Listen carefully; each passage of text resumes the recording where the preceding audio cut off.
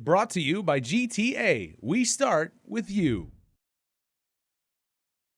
Still on the front line and still in the waiting line.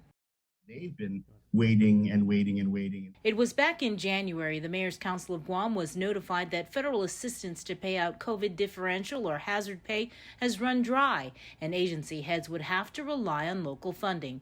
But for an agency like the Mayor's Council of Guam, that's not as easy as it sounds. I know it's probably like 10 or 11 pay periods worth of COVID pay. As we reported, CARES Act money was being used to pay the COVID hazard pay, but the federal funds were all spent in December.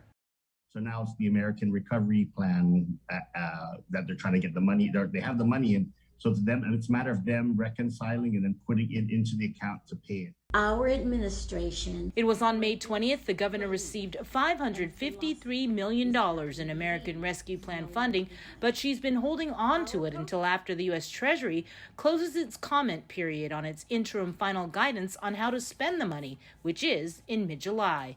Over the past several weeks, the legislature and the public have been waiting for the governor to give the people of Guam an idea how she plans to use the ARPA money.